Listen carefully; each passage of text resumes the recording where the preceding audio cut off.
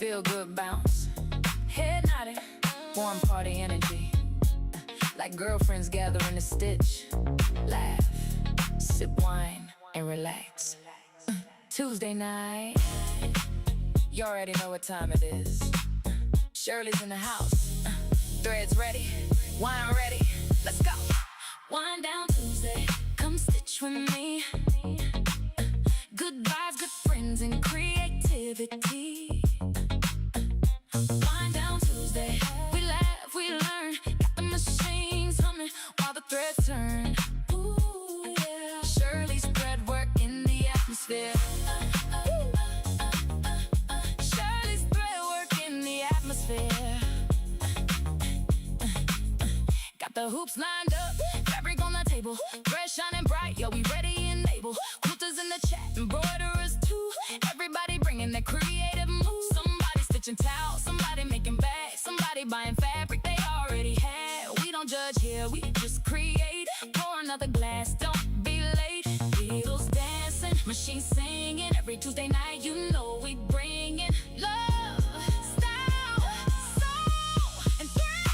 Wind down Tuesday, come stitch with me. Wind down Tuesday. Good vibes, good friends, and creativity. Wind down Tuesday, we laugh, we learn. Got the machines humming while the threads turn. Ooh, yeah. One stitch at a time, one laugh at a time. Building something beautiful, one night at a time.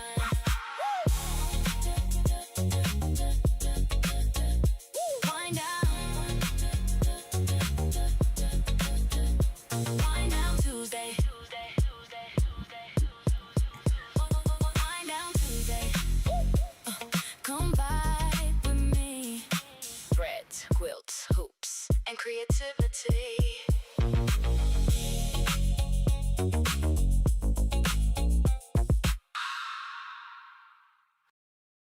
Muted. Hello everybody. Hi, this is Shirley. It's Shirley's Thread Work, and today is Tuesday, so it must be Wind Down Tuesday. I'm hoping everybody can hear me. I think you can. If you cannot, let me know. Thank you so much. I do appreciate it. I want to give a shout out to everybody that is watching from YouTube land and Facebook land. Also to everybody that will be watching the replay. Thank you so much for your support. I do appreciate it. And I'm glad that you guys like the intro. I got my little honey dancing. I found a new dance. I don't know if I'll be able to find any more new dances. But anyway, I think that little cartoon thing is hilarious. It's kind of fun. But I do appreciate you guys indulging me in listening to the music and watching the little dance. So, want to say hello to everybody. Let me see who currently is in the chat. Hi, Jenny. Hi, Miss Shirley and everyone. Happy One Down Tuesday. Hi, Sherry. Cindy Zachball, Robin, and Quilt for Joy. Who else is in here? Doris Leonard. And Sharon Davenport. Carol Calkins. Jenny, I don't know. I think I called you first, but anyway, hello to everybody that is in the chat so far. I do appreciate it. Thank you so much. Well, today is a little different for me because I actually went to work today. I normally don't work on Tuesdays. I work Wednesdays and Thursdays. But I have to do something on Thursday, so I switched with my coworker and worked today to be off on Thursday. So I have to tell you, that has me a little worn out. A little worn out. When I got home, I had to take a little nap. It wasn't very long, but I did take a little cat nap and try to get myself together. So I hope I'm going to remain coherent for the rest of the presentation tonight. If you see me dozing off, just say, hey, wake up, sure. No, I'm just kidding. I won't doze off, but I am a little tired, a little exhausted because like I said, I did work today. Normally I don't work work on Tuesdays. Mondays and Tuesdays are my off days because I have to prepare for my presentation and all of that. But anyway, another Jenny said, "You poor dear." Yes, I'm not used to it, girl, child. When you get to be my age, honey, honey, honey. And Carol said, "I love my nap." Yeah, I miss not being able to take a nap when I want to take a nap. To be honest about it, I don't take naps during the day often. At least I didn't. But here lately, I find myself kind of wanting to nap every once in a while. And I know I was at work today and I got so sleepy. I wanted to just get up and go home. And of course, I couldn't do that. So, but it was like, come on now. And then I knew once I got home, I wouldn't be able to do what I really wanted to do. And that's like get a for real nap. Because if I had gotten into the zone too deeply, we wouldn't be sitting up here talking to each other right now tonight. But anyway, thank you guys for being here and indulging me. So, tonight we're going to talk about an interesting subject. And hi, Jennifer Hancock. Watching from the TV, your phone needs charge. Well, you know what? I watch from my TV most of the time. Chat from the phone, but I watch most of my YouTube videos and live streams and things like that from the TV.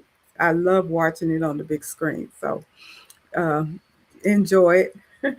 And Cindy, you said I only count a nap unless it is an hour. I take one every day. I do get up at 4 though daily. Oh my goodness, I don't get up at 4.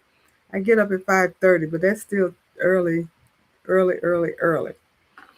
Um, that's part of the reason why I have to nap. And this morning got up and the lights went out about 6:30.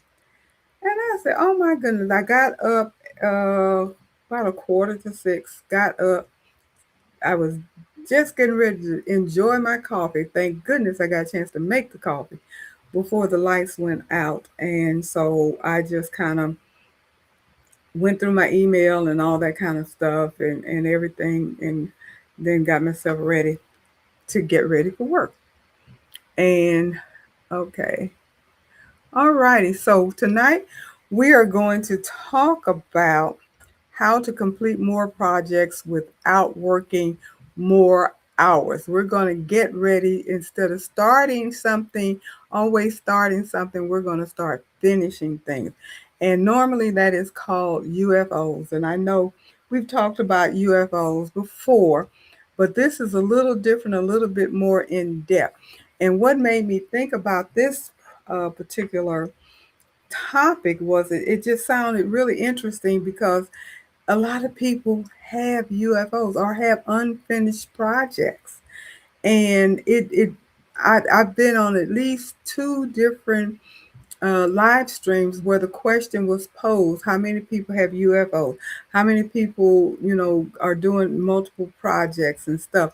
And then I was even looking, I believe it was Kimberbell, somebody had posed the question. I said, so this is something that is a concern, I guess, in the community, in the crafting community.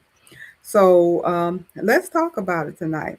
So we're not talking about threads, stabilizers, ruler, embroidery machines, nothing like that. We're going to be talking about all of us starting projects, but we struggle to finish them. And why? Why are we doing that? What stops us from completing a project? And I know for me personally, I'm very anal about starting and stopping something. I don't like to start another project until I have completed the one that I'm working on. And that's not always um, I'm not always able to do that, obviously, especially if you get an order or you get some type of notification from somebody that needs something made. And I know a lot of us do earn a little change making things and doing projects for other people. So, with that in mind, you may have to stop what you're doing, put it aside, and work on a project that's going to bring in an income. But I'm talking about other than that. How many of you actually have unfinished products or unfinished projects. Put a number in the chat. 1, 10, 5, 3, none. All of that. Something that you have started, but you haven't finished it, and then you started something else. You haven't finished it, and you started something else. Just put a number in the chat. Whatever that number is, go ahead and put that in there. And Sherry, you say you have so many UFOs, my squirrels do not stay in their cage. My sister and husband say I am getting worse. It's really something that does happen, to be perfectly honest about.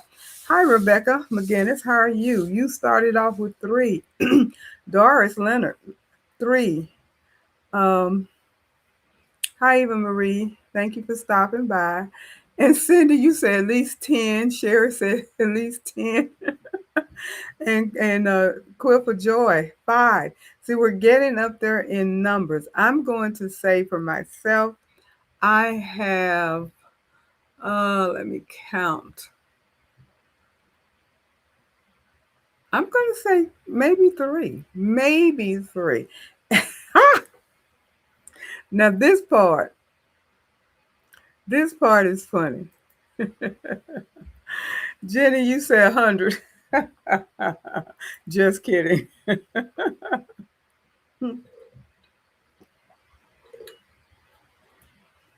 That's a project in itself to count them, if that's the case. Um,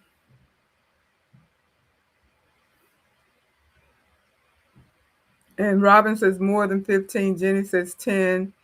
Um, and Cindy said Jenny hit the jackpot. Yeah, I don't think she has that many, but you never know. You never know. She said she came back and said about 10. And Sherry said, does it count if you have never started them yet? No, that doesn't count. Well, when we finish this conversation tonight, let me know what you think, because part of what we're going to be talking about is start getting things that maybe we don't need to get. So that may very well be true. If that's the case, then I have a whole bunch of them. So I'm not going to count the ones that we have not started. No, but keep that question in mind, because we are going to be discussing that uh, as well. So, why aren't we finishing our projects? It's not because we're lazy. That definitely is not it. It is um, perhaps we underestimate how much time it's going to take to do the project. When we venture into a project, we underestimate the materials that we need. We get started, or we gather whatever it is that we're going to get, and then we realize we don't have everything we need to do the project. So we got started on, say you started on a quilt, or you started on a wall hanging or something, and you realize that you didn't have any SF 101, or you didn't have any heating bond, or you didn't have the right color thread or enough to finish it. You ran out of thread and you don't have any matching thread. Things like that. You underestimate what you need before you start the project. You haven't checked. And oftentimes, we underestimate the complexity of the project in itself. We'll look at it, we'll get the design, or we'll get the idea, or we'll see something on YouTube, and we'll say, oh, yeah, this looks like fun, looks like it's cute, I can do this. And then when you start on it, you realize it was a little bit more complicated than what you thought it was going to be, and it's going to take you a lot more time. Perfect example for me just recently. As you know, we're working on the 250th USA anniversary quilts. The Zoom group, the Social Society crew group that meet with me on Wednesdays. Now, I was I created my own quilt. I have the EQ8 software, and I got the bright idea that I wanted to create my own quilt, which I don't know much about the software. I was able to come up with a relatively decent design, but I didn't even realize, it's really funny. I got my AccuQuilt cutter, and I just started cutting out a bunch of pieces to quilt. Cut out way more than what I needed, so that was a waste of fabric and time. Although it was AccuQuilt, so it wasn't that bad. But the part about the complexity, I didn't realize until I started putting the outline. I wanted to place everything so I know what blocks were going to go where, what the square was going to look like, and everything. And that's when it dawned on me that I had 20 pieces in one block that needed to be pieced together. 20 in one block, not 20 blocks. One 12 and a half by 12 and a half block. There were 20 pieces in there. And that shocked me. I did not realize that. That was the complexity that I underestimated. I wasn't even thinking. Luckily, it didn't turn out to be a big deal, but it really kind of stumped me in the beginning. So we can often underestimate the complexity of the project that we choose. On the flip side of that, we can overestimate as well. That being underestimate, we didn't realize how much time it was going to take. Overestimate is that we think we have the time to put in, not realizing that we may have a doctor's appointment, we may have other commitments, church function, husband situations, cooking dinner, chasing kids, grandkids, whatever else that come work, whatever else that may come in to interfere with your time to work on your project. So we overestimated how much time we were going to have available to do the project. Another one that is really big, overestimate how much energy it's going to take to do it. I can think about several projects that I've started. I finished them, thank goodness, but I overestimated how much, it was going to take. You know, I did the round purse, and I don't know what I was thinking about. I was thinking when I saw the design and it was so pretty, it didn't dawn on me until I actually bought the design, was in the process of getting ready to stitch it, that all of that beauty of that purse was not fabric. I'm thinking they had picked some really pretty fabric and did the purse with, not realizing all of this was embroidered. So all the pieces that went with that purse had to be embroidered. And I was like, whoa, I did not realize that. So again, underestimating the energy, the complexity, or well, overestimating the energy that I was going to have to put into it because I underestimated the complexity. And then the other part with overestimation is motivation, which is something else that we have to think about. It's exciting to start a project. We see something really cute that we want to do. We want to jump in head first. We think feet first, whatever. We think, oh, this is going to be absolutely gorgeous. I want to make it for my grandchild. I want to make it for myself. I want to make it as a gift. I'm going to make it to sell. All of those things. And we're all excited. And then once we start working on it, the motivation leaves. Again, I use myself as an example. I know I told you guys that I was going to do the quilting of my quilt that we're going to present next weekend. I literally wanted to put it on the machine and quilt it, do the edge to edge, which I have to tell you, I did it. I did it. It's not 100% perfect, but I did it. But with that being said, with all the hoopings that I had to do to get that doggone thing quilted, that was, let me tell you, I was like, this is a lot. This is a lot. Am I really wanting to do that? Was this a good idea? I can understand why people send the quilting out. And not to say that it was difficult, it was not extremely difficult. It's just time consuming, and it gets a little boring. So I wanted to hurry up and get done. I was losing my motivation for it. That's what it was. I was losing my motivation, and I got to the point where I can't wait until I'm done with this thing, pretty much. So we overestimate things. Then we also get distracted. So these are the reasons why some of the reasons why we don't finish. So think about it as I'm telling you. Are you part of are you um, guilty of any of these things, overestimating, underestimating, and getting distracted? Because working on a project can be time consuming.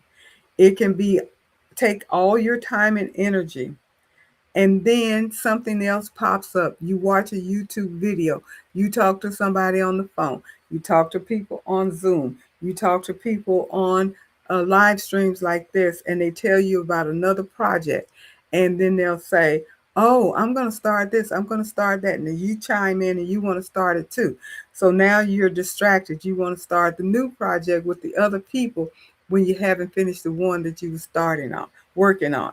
So that can definitely play against us, and the reason why we don't finish a lot of the things.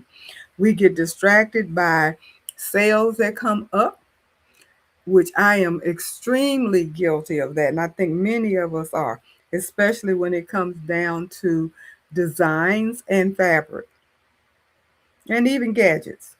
We'll go on to one of our favorite design shops. Designed by Juju is perfect for that, because every month they have their buy so many for so much money and you get something free. And so you're looking at all of the things that you can get if you buy multiple designs, and you're thinking, well, if this design costs $10 by itself, but if I buy 10 more, then I don't have to pay but $10, which I've had that happen all the time.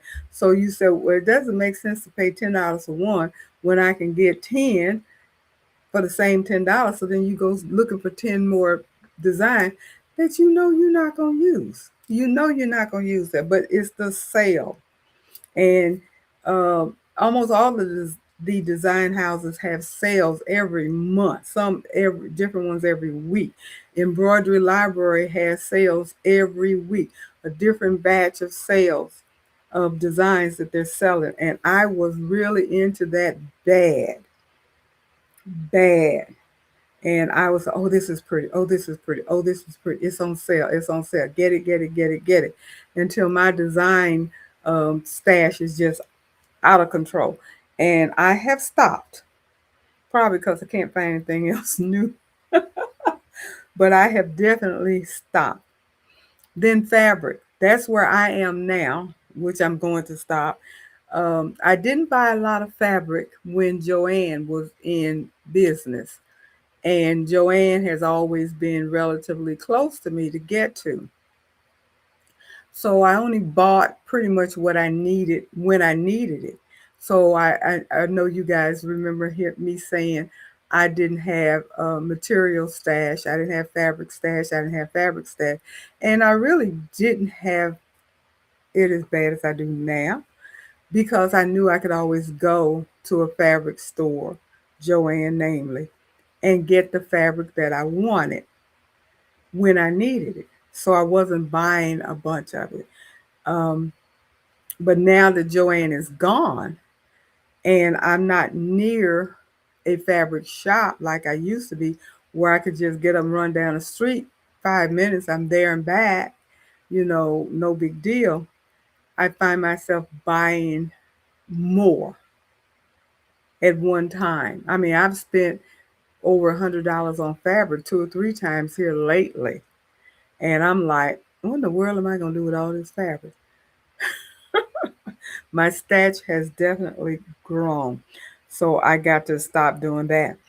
And then the next thing is new gadgets. So all of these are distractions that we are putting up on ourselves that is preventing us from finishing our projects that we're working on.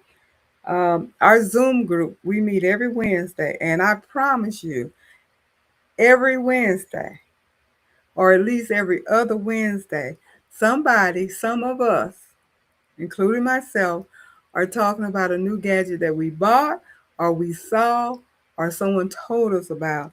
And we pretty much will pull out our phone and start looking it up. And several of us will go ahead and buy it right there on the spot.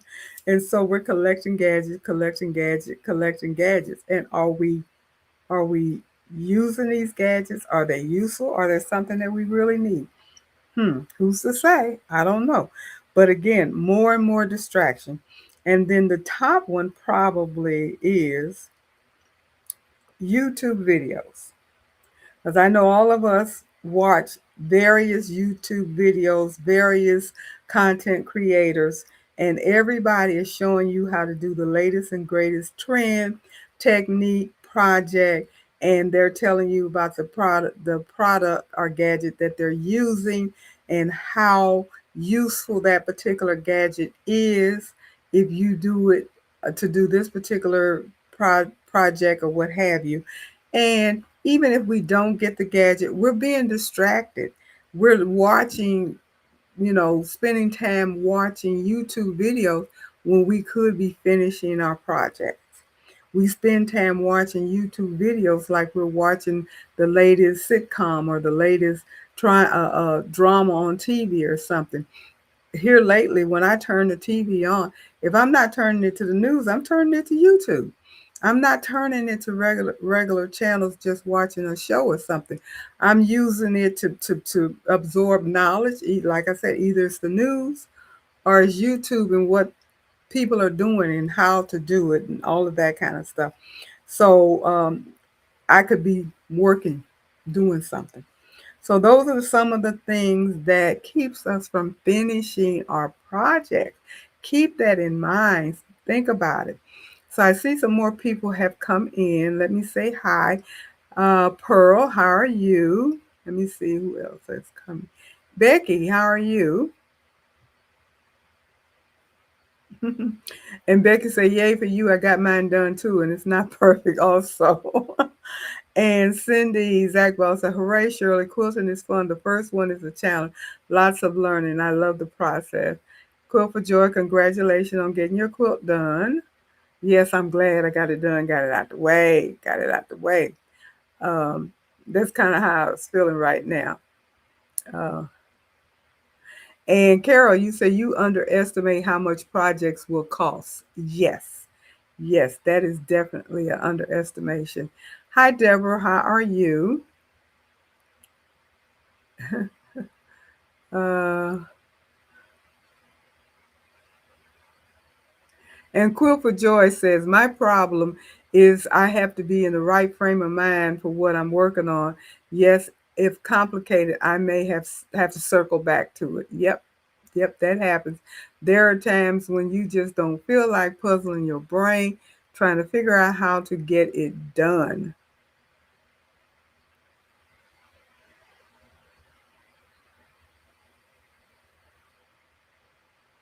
And Carol said, I don't get the chance to sew as much as I like to. I don't either. Not anymore. I wish that I did, but I don't. I'm gonna have to get back into that because I missed that part. Let me see who else. I think I saw somebody else that came in that I didn't speak to. Uh, and Jenny says she's back. She had to get the computer. And Jenny Owens says all of the above too. So she's guilty of all of these reasons why she doesn't finish. And and then Quill for Joy says she does that to get free shipping. I do that too. They force you into that. I'm telling you, you'll buy more than what you had planned to buy just so you don't have to pay for shipping. And Jenny Hancock, I love to make the quilt top, but not really putting the back on. So what do you call that? Do we call that really? Do we really? Now, I'm asking this question for myself, not to be facetious or sarcastic. I'm asking it for myself because, as you know, quilting thing is new to me. So if you only piece together the top, is that still? Are you still quilting? Is that still called quilting? Is that how we define quilting? I'm just curious because I know for me, to date, I've completed 3 quilts. None of them have been big quilts. The one that I just completed is the largest quilt, and it's right at 49 by 49. So it's the largest quilt that I've made so far. And I do want to make one larger, but I'm telling you, unless I can come up with a different method, I'm not sure if that's going to happen as far as me completing it and doing the quilting and everything, because yeah, it's a challenge doing all that hooping. I'm not gonna tell a tale about that. And I have a sash hoop where all you have to do is pull it down, pull it down, pull it down. But at some point you have to take it off and put it on the next row, put it back. Unless I'm doing it wrong, somebody tell me how they do it. But I'll go all the way across the quilt. You pull it down, next one, pull it down, the next one, pull it down, the next one. When you finish the going all the way across horizontally, then you got to take the sash off, at least I did, and put the quilt on there so you make sure that it's straight and everything. And then you got to put it back on the machine and do the process all over again. So that's the part that really kind of got to me, because once you have it on there and you're just pulling it down, stitching, pulling it down, stitching, that's not that bad. That's really not that bad. But unhooping and hooping, unhooping and hooping, unhooping and hooping was driving me. I'm not gonna lie about it. That was driving me. Um, and Robin, that's my problem. The quilt I'm quilting now took me 3 hours to sandwich. Oh my. And Becky, all I need is to hand stitch the binding down. Can't wait to show it. So proud of it. I'm sure it's good. And I'm going to be on, I did not hand stitch my binding. And you know what? I don't think I'm ever going to hand stitch my binding. I've done it once, and once is enough. And Quilt for Joy fabric is so expensive right now. That is true. That is so, so true. Now, Pearl, you're saying you stopped buying a lot of yardage fabrics a few years ago after you purged yours, so now you're getting kits and jelly roll. Okay. Okay, so you're being very specific with what you get, which makes a lot of sense. And Sherry, I am finding 90% of what I am watching is YouTube. Yep, we are doing that. And Leslie, hi, how are you? Thank you for stopping by. And Cindy said, I do that too, either YouTube or the news. I choose two to chat abundantly in the bushes most other. Ah, okay. And quilt for joy is called piecing a quilt top. Okay. And Jenna Hancock says, I think it would still consider it UFO. You need to finish it. Okay. So if you just piece together the quilt top, then that is called a UFO. Okay. I can get with that. I'm kind of buying that. Yeah.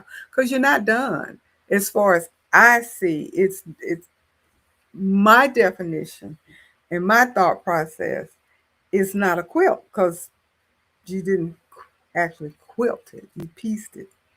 Pearl, I have seen experienced quilters have lots of quilt tops. I have several tops I have finished, but not the backs. Okay. And Jenna says, I don't quilt a quilt. I usually stitch in the ditch kind of girl. Okay. Well, that's still quilting it together. I consider it quilting it together. Okay. All righty then. So that's a good opinion with the quilt, because I know we're a lot of us do quilting now. Did I say a lot of us? I did say that, didn't I?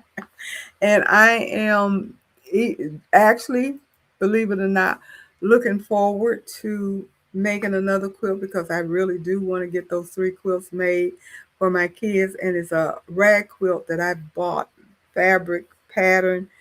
Um, the pattern and some of the fabric for, and I want to do this rag quilt. So that doesn't even count for my kids. I want to do that for myself. and then I want to do quilts for my kids. So, we're talking at least 4 more quilts, and then I don't know what I'll do from that point on. If it'll be most likely it'll be more because I got fabric. I need to use the fabric for something besides sitting on the shelf. But anyway, um, we have this 80% completion trap. And what does that mean? The first 80% is exciting. The last 20% is work. That's what the 80% completion trap is. And we just talked about that just a minute ago, talking about quilting is quilt. If you're just doing the top or piecing the cover, is it considered a quilt? Or is it considered UFO? Because you haven't completed it. You haven't sandwiched it. You haven't actually quilted it. And you haven't bind it. So it's still a UFO in my book. That's just my book. And therefore, it isn't completed. However, I do understand the fun, which is the 80% excitement of piecing together beautiful covers, beautiful tops. That's the fun part. Cutting it out, piecing it together, making it look really pretty. That's the fun part. Then the work part is sandwiching it, quilting it. But quilting is beautiful, whether you free motion, whether you edge to edge, whether you do it block, however you choose to do the actual quilting, that adds to the beauty of the quilt, in my opinion. I love seeing the quilting part as well as the piecing part of a quilt. To me, that's what makes the quilt beautiful. And but again, that's a lot of work. That is a lot of work. It it amazes me how people have gotten into quilting and enjoy it and do it with all the work that is involved. For me, I don't think I want that for myself. I miss not spending more time embroidering because that's my love right now. That's still my love. So an example of the 80% fun part, embroidering, selecting the design, the thread colors, um, and the stitching, seeing it stitch out. That's the fun part. The part that is work, the 20%, is trimming jump stitches, pressing it, packaging it if we're going to send it out to somebody. That part, stabilizing it, hooping, all of that part, that's the work part. That's the part that's not fun. Watching it stitch on the machine and seeing the design come to life and the beauty of it, that's the fun part. That's that 80%. But I tell you, all of the other 20% that goes with it can be daunting. Now, quilting, the fun part, so they're saying, is fabric shopping and doing the piecing. The people that like to cut, I know some people say they love the cutting. As far as I'm concerned, I love using my AccuQuilt. It's phenomenal. I'm glad I got it. I do have several dies. I may get several more, but I tell you, it definitely makes me happy to be able to not have to struggle with getting my pieces cut. And I know at some point I'm going to have to literally do some hand cutting and hopefully not mess it up too bad. But even still, putting it together, the top part of it, and seeing the beauty of the quilt come to life, you see that block and you're getting your points on point and all of that. That's a lot of fun. It to me it is. It makes it worthwhile. The not fun part, as we know, is the actual quilting because in evidence of the conversation, people don't like sandwiching it and quilting it. That's the job. That's the 20% job that people don't like. The binding. I ain't in love with the binding either. Although this particular time the binding was not bad. I surprised myself that I did not really stress out over the binding. Maybe because I was so stressed out from the edge to edge quilting that it was a relief to get it off the machine and do the binding. But I didn't really feel overwhelmed with the binding like I have in the past. So that was fun for me. And then of course labeling, which I haven't put a label on either one of my quilts yet, so I got to go back and do that. And so selling, the fun part of selling is making it. It is. But the not so much fun is taking pictures, listing it, pricing it, and hoping you get the sales. That's not fun. So the exciting parts of a project are easy to do. The boring part of the project is necessary to do. And that's the 20%. But that's the part that gets it finished. So with all that said, what does that mean? It's easy to kind of say, well, UFOs are because we don't like doing the 20% part that allows us to finish it. The work, the work. If you're doing in the hoop, everybody may, I like in the hoop, but there are some in the hoop projects that require you to piece it in the hoop, but you got to eventually take it out the hoop, make all your pieces, take it out the hoop, and carry it to a sewing machine and put it all together. That's your 20%. The project is not done. It's beautiful pieces that have been embroidered, but your project isn't done until you take it to the sewing machine and put all the pieces together to complete it. Then you have completed your in the hoop project. So again, the part that requires you to complete it is your 20%. So what do you get stuck on? When it's time for you to reach what part of your project that you get stuck on. Put that in the chat. What part of your project, whether it's quilting, embroidering, knitting, crocheting, sublimating, rhinestones, all of that stuff. All of us are crafters and we all do some of different things. I do crafting stuff. I do embroidery. I'm doing quilting. I do rhinestone. I do sublimations. I do what else? Vinyl. All of those things. I'm looking at all the different equipment and stuff that I have. I don't have one, probably won't get one, but I've even been looking at the new X tool, M2, I believe is what it's called, which is extremely tempting. But then I keep thinking about it's just some more stuff for me to learn, more room that I need to find, more material I have to buy, more money you have to spend. So no, you need to let that stay where it is. Uh, Quill for Joy. I use Odie coat to help glue down the binding. Okay. And hi Joy, hi Miss Joy, how are you? And Jenny wants to know what is Odie coat? ODI coat. What is that? I think I know what it is, but go ahead and answer that question, Quilt for Joy, if you don't mind, so everybody can know what that is.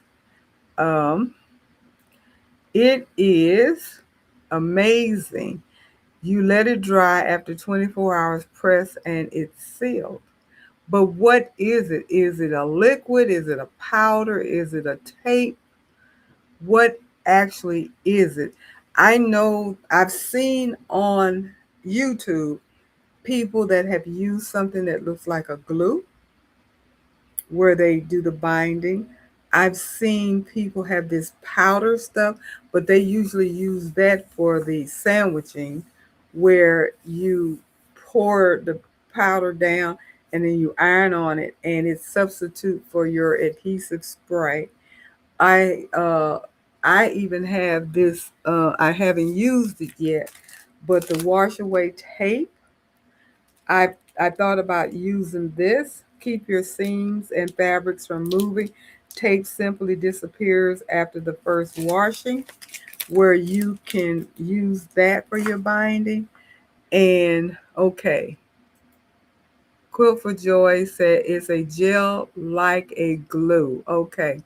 And then Pearl, you said temporary basting glue. Okay. All right. Good night, Carol. Thank you for stopping by. I do appreciate it. Yeah, I have seen, and I don't know if it's the same thing, the Odie um, coat, but I did. I just watched that the other day where someone was getting ready to do the binding and she had this glue like substance that she was gluing, looked like she was gluing the binding down. But I don't know what happened, but for some reason I was able to do my binding without using glue or I just used the clips. And I impressed myself because I was expecting for it to be a chore like it's always been, but it wasn't. So I was really, really surprised. Really, really happy and surprised because I do have the glue and I do have that tape. And like I said, that was my plan. That was definitely my plan if it had not worked. So, which part of your project do you get stuck on? Do you get stuck on trimming, pressing, on your embroidery, hooping, on your quilting? Do you get stuck on the quilting part itself, or the binding part itself, or even the labeling part yourself? What part do you get stuck on? Um, for me, I'll be the first to answer. On my embroidery, the part that I get stuck on,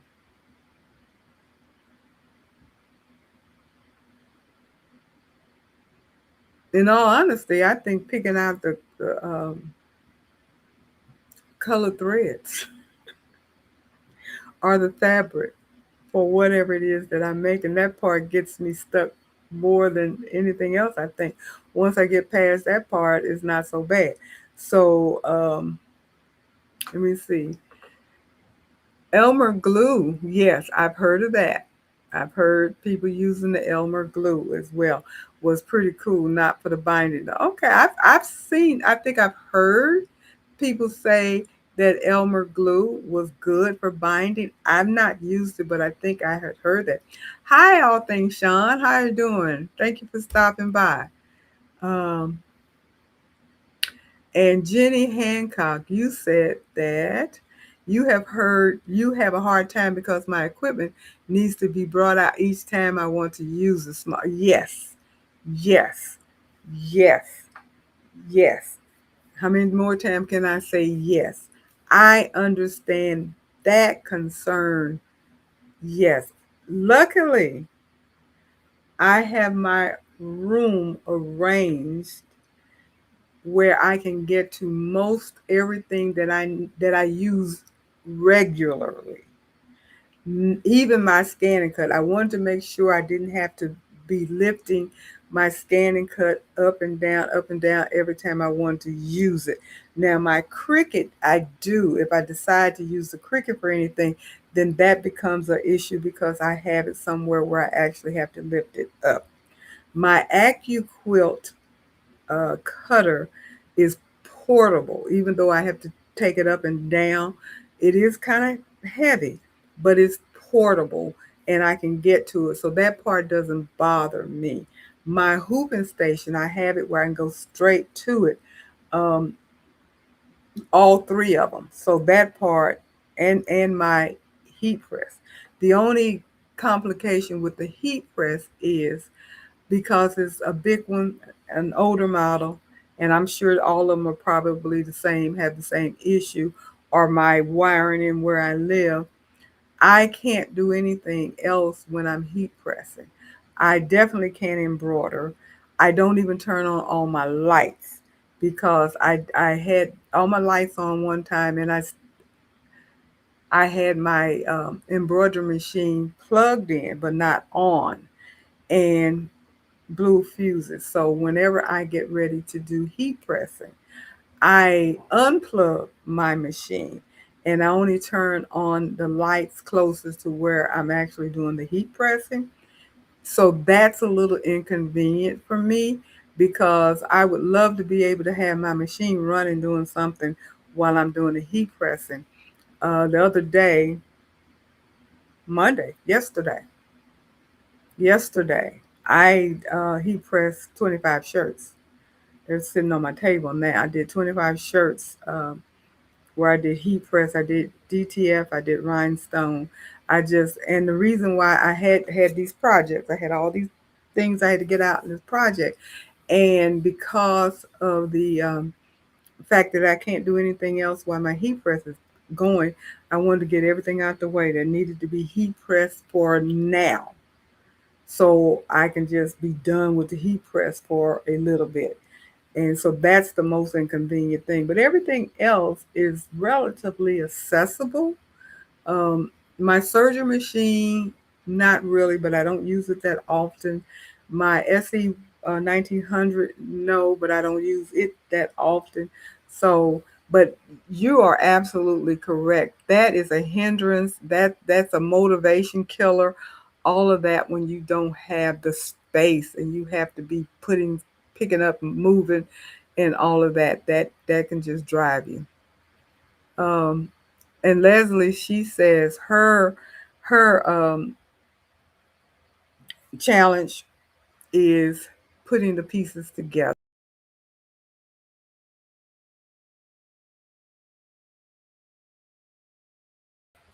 Doris said on quilting, it's the quilting part that gets you.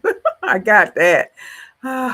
And Pearl said that's why I like the jelly rolls already color covered. I know that's right. I know that's right. You don't have to figure out how to get all these different colors and patterns together and make sure they make sense. And Quill for Joy, I get stuck on the following pattern. I always wanted to change things up. I do that too sometimes.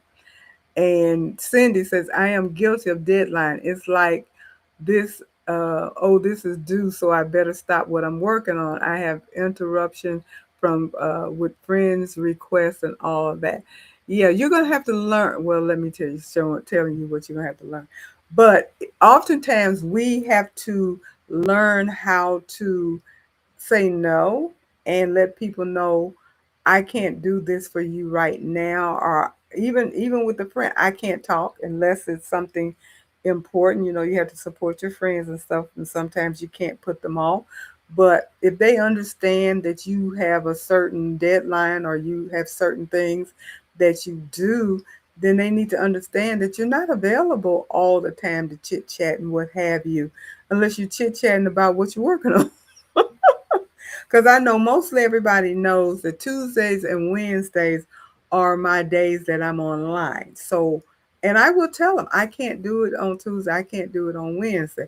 But if you need something on Monday or Thursday or Friday or even the weekend, then I will try to accommodate as much as possible. But there are times when I'm not available. And if I have projects and stuff that I'm, working on, I will let my friends and family know I'm busy. I'm so sorry, but I can't do it. Or if and I don't really like to work and talk on the phone because that's when you mess up. I do it sometime, but I really don't like doing it because I have found the concentration. Sometimes you will mess up if you're not really concentrating. So yeah, I can see the distraction right there.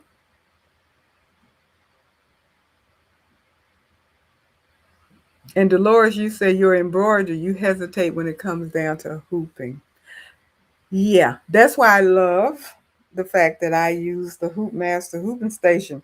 For most of my hooping, I use Mighty Hoop for 99.9% of everything that I hoop, and I use the hooping stations as much as possible, and I use the backing holders as well. If I'm not putting it on the hooping station, then I use the back holders, And so hooping for me has become less than a challenge than it was prior to me using my magnetic hoops. And I don't think I'll ever stray away from using magnetic hoops. So, that's my recommendation to anybody. If you have hoop problems, if you can get a magnetic hoop for your machine, try it.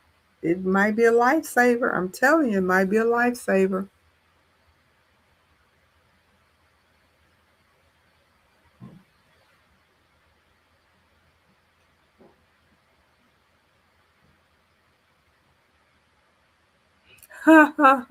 Somebody wanted yeah, that can be difficult. Jenna says, I learned the hard way. Someone wanted embroidery on a very stiff tote. Will not do that again. Yeah, that can definitely, know what your machine can do and what your skill can do. You Before I would venture out on doing something, especially for somebody else, it would have to be something that I know I can do or I have done, and that my machine can handle it, because it can be difficult if your machine can't handle it or you have yet tried that mechanism or that project before, and then you're trying to do it for somebody else. Yeah, that can be hard and frustrating. That's another reason why I like to try things, especially if I watch somebody do something, and then I will try it myself and see if I can do it. Sometimes I can, and sometimes it's like, that ain't working for me. What am I doing wrong? Then I'll have to watch it again, because I'm one of these people. I feel like if you can do it, I can do it too. I've always felt that way. It may not look as pretty as yours, but if you can do it, I can do it too. And I will definitely give it a try and see. Hi, Boyd Apparel Land Designs LLC. Hi, Boyd. How you doing? Thank you for stopping by. Um, Jenna says she loves the hooping station. Yes. And Pearl, I've invested in Dimes magnetic hoops and love it. Yes. Those magnetic hoops, be it Dimes, Mighty Hoop, whatever your machine requires that you use, do that, because that magnetic hoop is definitely a lifesaver. I will stand by a magnetic hoop anytime, any day. Now, let's talk about how we can help ourselves be better with our UFOs and start finishing our projects, and what techniques are out there. And we're going to we are going to have a little quiz. We're going to have a little quiz. We're going to do a little quiz. But I'm going to talk about the project parking lot. This is a concept where it's basically a plan, um, something that you prioritize, pretty much. You have your must do categories and your project that you must do, the ones that's going to make you some money. That's your must do. That's number one. Your number two is the one that has a deadline, like the Social Society crew. We have a deadline coming up. Next week is our deadline. And, you get it done, get it out the way. Get it done, get it out the way. And that's pretty much one of the main reasons why my quilt is done, because I wanted to make sure I got it done and out the way, and I wasn't struggling trying to get it done at the last minute. I wanted to be able to make sure I got it done in time. And with that being said, I got lucky. I got it done pretty early. So that we don't always do that. Sometimes we come up to the very last minute, but we gave ourselves a lot of time this time to get it done. But yes, you have your deadline project, something that has to be done, and you know when it needs to be done. If somebody needs something tomorrow or the next day, then that's your number one project. You don't start anything else. You go get that and get it done, and you keep working on it until it's finished. Next, you have your projects that are ready and current to do. You got everything. You've already checked. You make sure that you have your threads, your material, your fabric, your design, your embellishment, everything that you need for that particular project before you start it. So we have the Bella coat coming up next month. Before we start the Bella coat, look at your pattern, read the pattern, see what you're going to need,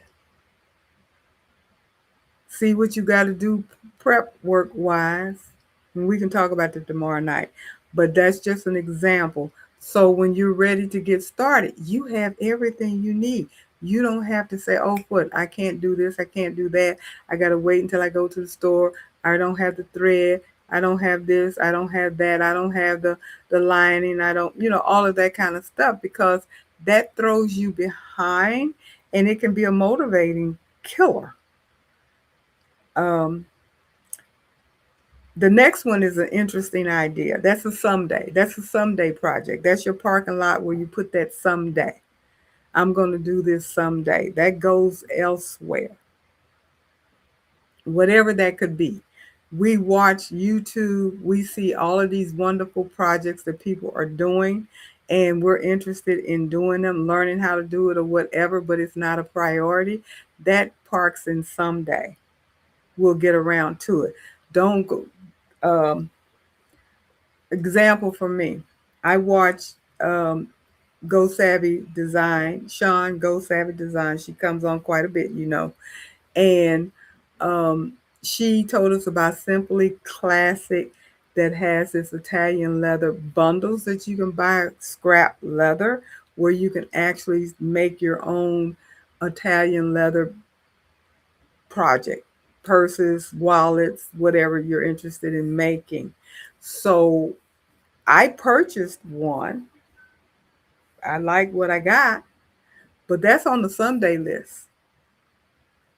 I've always said I wanted to get into making more totes and bags and purses and stuff like that, but that's on the someday list. I have other things that's ahead of it that is on my up next list.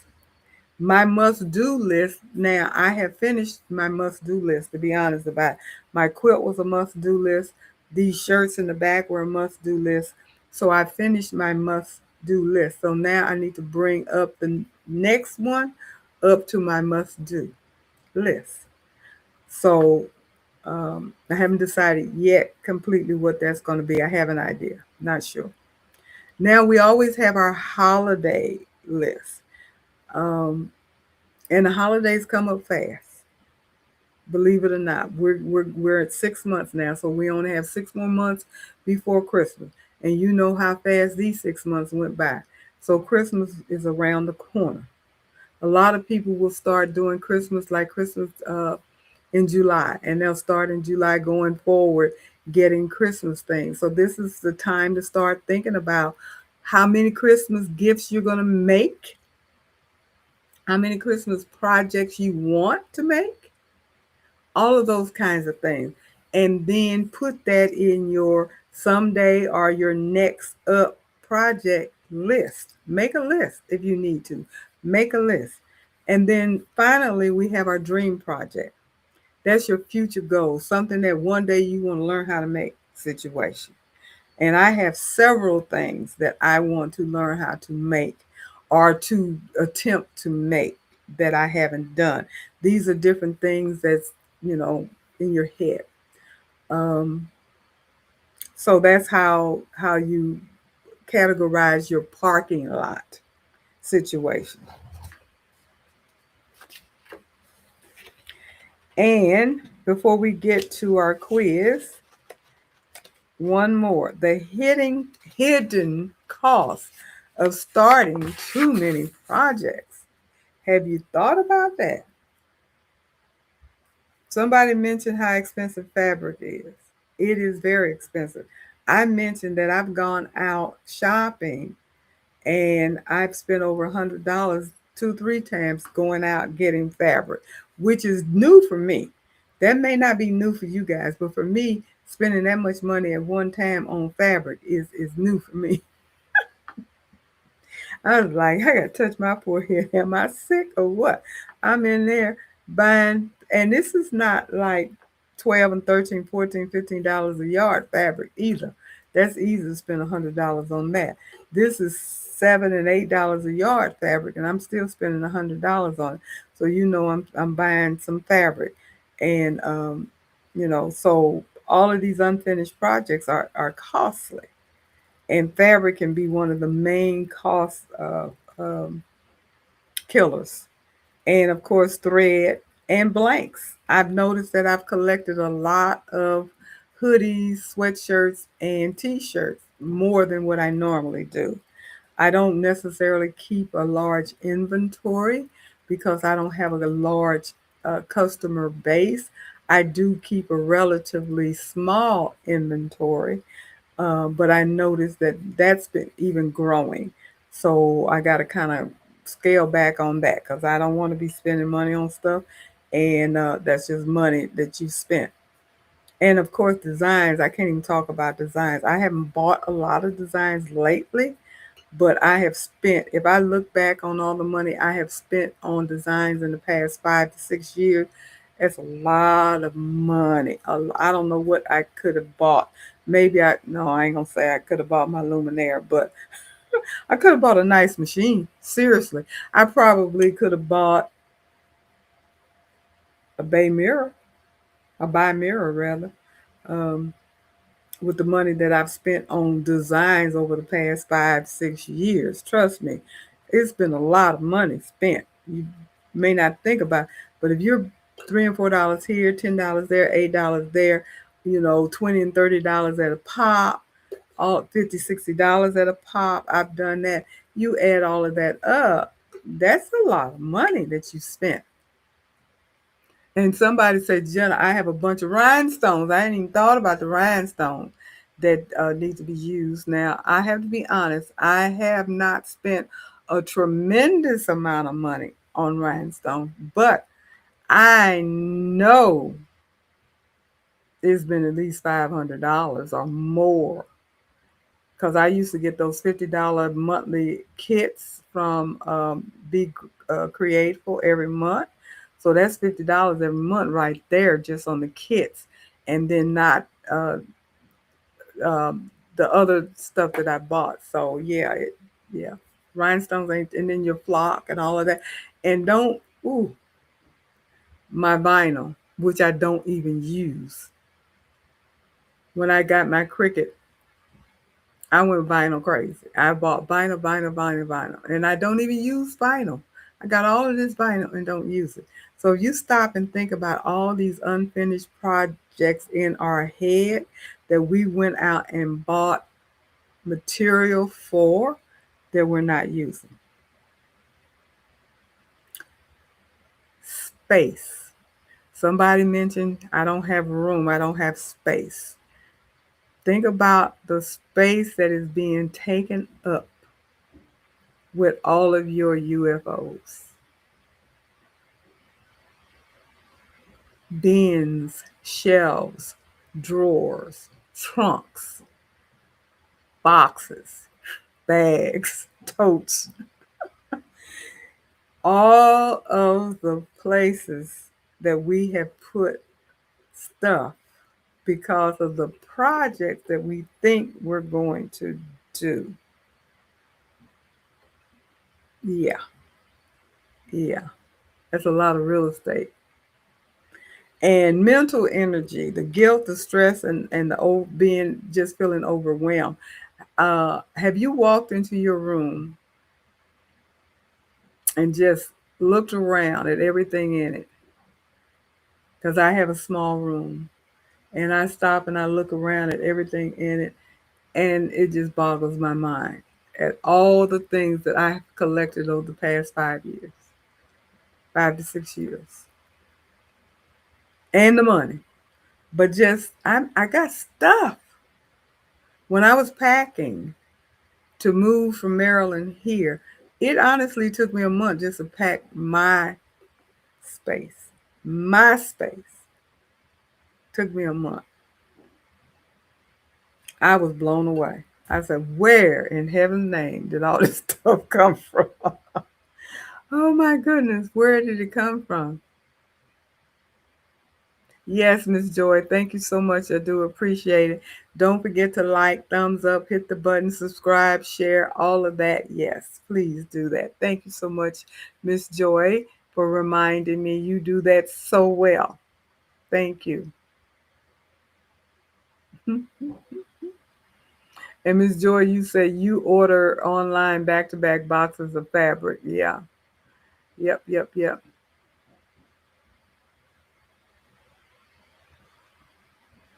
And Miss Joy says, "Simply classic. I want to see what you got." I know you did. Didn't you order some as well, Miss Joy? We'll have to talk about that. I don't even know where it is right now. Yeah, I do.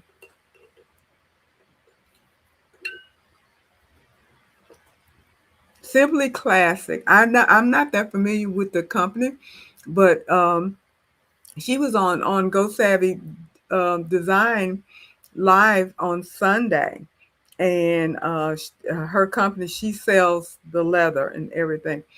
And I'll pull it out in a minute and show it. Let me see.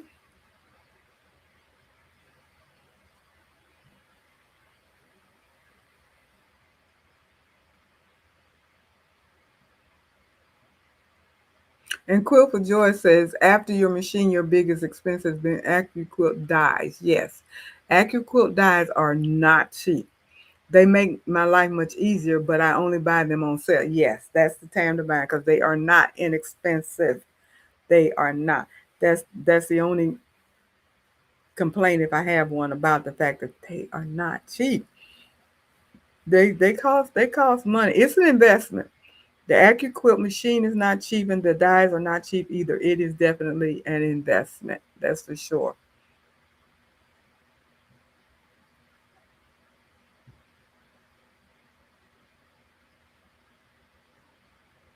Yeah. And Cindy was saying her income would be so different that her buying like crazy before she retired. Now, I bought a lot of stuff when I was still working, and I am back to working a little bit now, so I have been buying even more stuff. So when you're not working, which I didn't work for 5 years, I retired and then I 5 years came back, started working part time. It's a big difference when you're working and when you're not working as to how you spend the money. That's for sure. When you know you got another paycheck coming in next week and not next month, you tend to spend a little bit more.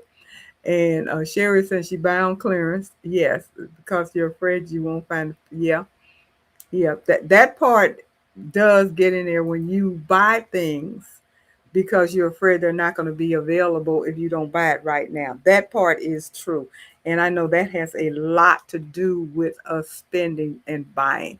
I know that has a lot to do with my spending and buying because I want to get it on sale and I want to get it now. So it won't run out before I get what I need.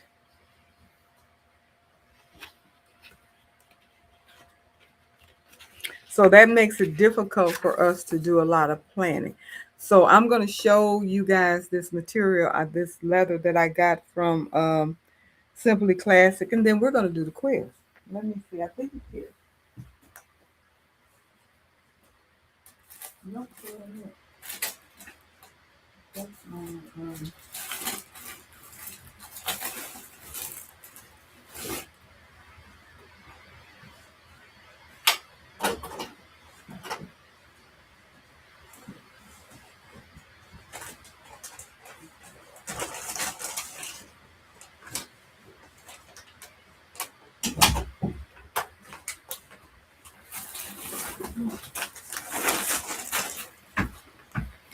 I was looking at this one bag thinking it was the leather, but it was the bag that I got with the what is it? So Creative Lounge Pro quilting thing that started today that I couldn't do because I had to work. But I'm a VIP member, so I can get the video after the fact. So yeah, here is the pieces. And I think you got some of this, some bundles too. See, these are scrap pieces that come in the bundle, and this is just one.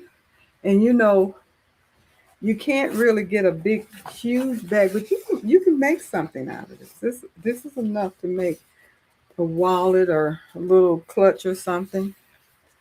So, and the bundle costs $55, and this is real Italian leather, very soft. See how it's very, very soft. And this is a beautiful green. I like this green. You can't really get the true essence of this green. It's more of a mint green, a light mint green. And it really feels good. And then here's a big piece of pink. So I know Sean is making a bag and she pieces them together. And so she makes her bags and stuff out multiple colors. And as you can see, most of them have a big enough piece where you can make something out of it. This burgundy, and this is the last one, and this is really pretty. Lavender, purple. So again, this is simply classic, and it is their leather bundle. And then they threw in for good measure some little bitty pieces, like they say you could probably do a key fob or something like that with this. And then these strips here where you might can do like a strap of some kind on a purse or whatever. So those were thrown in as well. And I'm thinking about getting another bundle. And they run out. Now they also sell, leather pieces that you can get full sizes, and they also sell vinyl or faux leather. So that is something else that they sell. And I don't know if you guys, well, I'm not going to show you this. I was going to show you my kit that I got from So Creative, but I'll just keep that. I don't know when I'm going to do that. Sharon is a scrap bundle all the time, um, until they sell out. And then when they get more, they sell it because she does sell full pieces and stuff like that. And the bundles are what's left over. So she just bundles them up and sell them. But the person that knows more about that is Sean from Go Savvy Design. She also is an affiliate. So you can get a discount, if I'm not mistaken, going through her. So I would suggest you talk to her more so than me because that's how I went through her to get mine. And I think Miss Joy, you bought some as well, if I'm not mistaken. And what does yours look like? And Miss Joy, you say you have some really nice uh, pieces. Yeah, I thought it came out pretty decent. The sizes, I was hoping that they would be a little bit bigger, but you can make something out of it, and you can mix the colors up and make a nice patch bag or tote or something, which would work. Uh, and I think part of the reason why she does that, of course, she doesn't want to waste anything, but it also gives you an opportunity to kind of learn or practice on uh, sewing on Italian leather. And I'm not sewn anything yet, but Sean says that you can definitely sew on a domestic sewing machine. So I'm hoping and expecting to be able to do that. And at some point, I may just buy a big piece of leather or something from her to make a nice bag or something, which I think is kind of in the what they're trying to incentivize you to do that. Start off with the scraps, see how you like that, and if you really want to get into bag making and stuff, then you'll probably buy more stuff from her. So I think that's kind of the purpose of that. But it's easy to get into buying stuff and it just sit there. But that's a project that the Soul Creative Lounge um, pro quilting thing that they're doing, and I bought their kit. I love um, African fabric, so the kit came with the fabric. It came with um, the batting, even with the uh, whatever this paper is. It's like Heat and Bond Light, and some tools, a binding thing, and something else. But that's the kit for the and then a pattern and some more fabric in here. Some more fabric. I don't remember what I paid for it, but I know it. I'm pretty sure it was $100, at least 100, if not a little bit more. I think I don't remember, but anyway, I want to do, and the fabric, or they have a panel and then they have the fabric to go around it to make a quilt out of it. They're not going to be real big, and I think it's enough to make 3 or 4 of those uh, wall hanging type quilts. But the designs are really cute, so I'm not calling that a UFO actually, because I haven't started on it. Haven't started on it, so it's not a UFO. That's in my someday pile parking lot. That's my someday.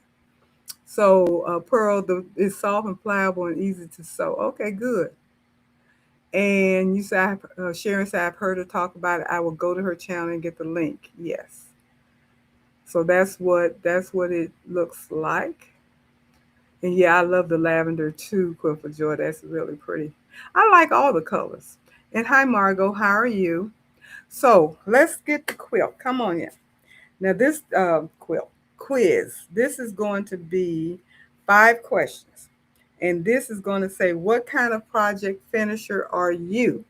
What kind of project finisher are you? And we're going to be doing the A, B, C, or D. So put your A, B, C, or D in for each question. There's only 5 questions tonight. And then we'll tally it up and see what category each of us fall into. So you ready? Everybody get ready. And you've done the quiz before, so just put it up on the screen in the chat. Question number 1. When you see a new design sale, A, you buy it immediately. B, save it for later.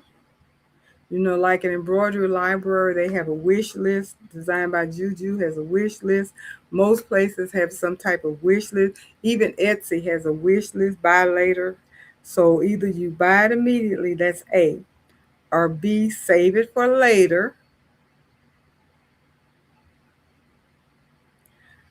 C, check your existing inventory first to see if you have something similar, whereas you don't need to buy it.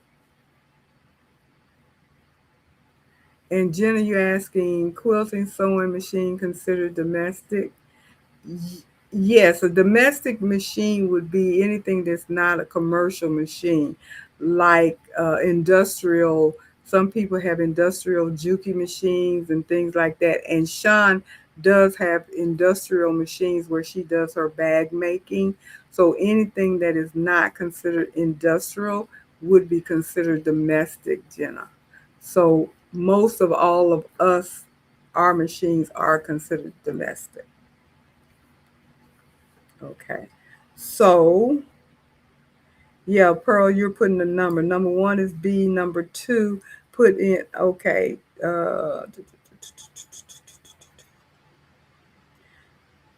And I gave you A, I gave you B. Number C, you check your inventory first to see if you have anything like that. And D, you finish a project before you buy any new design. You finish using what you purchased pretty much. So that's question number one. Miss Joyce said, I don't buy nothing unless I see somebody else buy it first. Okay. That's not hard to do because we all buying stuff. Hey, Evelyn, how are you? Oh, you're in Orlando. I'm going to be in Orlando next month celebrating my birthday.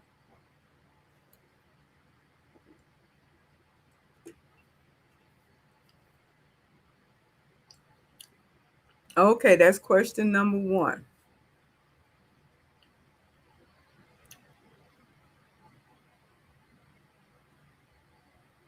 You all are saying hi to Evelyn. Answer the questions. Question number one, you see a new design sale. What are you going to do? A, buy immediately. B, save it for later. C, check existing inventory first. And D, finish the project before buying. And Miss Joy, you saying you're not going to do any of them. So what does that mean?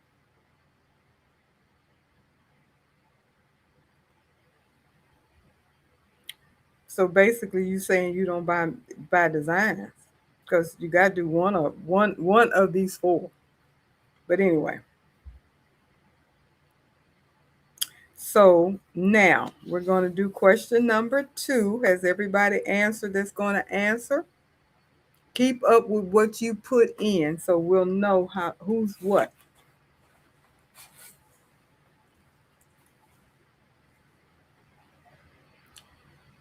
Because you're going to have to tally it up and tell me what you are. How many B's, how many A's, how many C's and D's for all five questions. So keep up with your answer so we can tally it up and then I can tell you what kind of project finisher you are.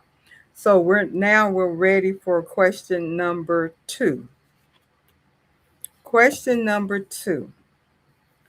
How many projects do you have that are currently active? How many projects that you have are currently active? A is 15 plus. B, 8 to 14.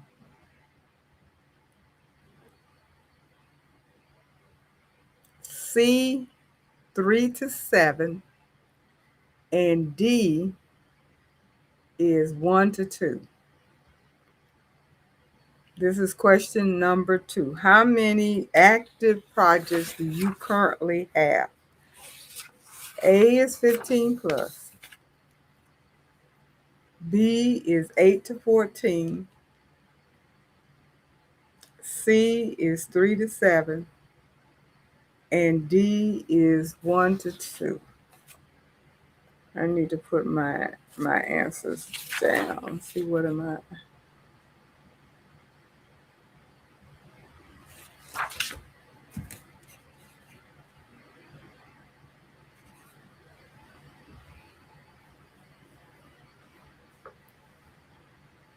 Okay, don't forget to keep up with your answers. Ready for question number three?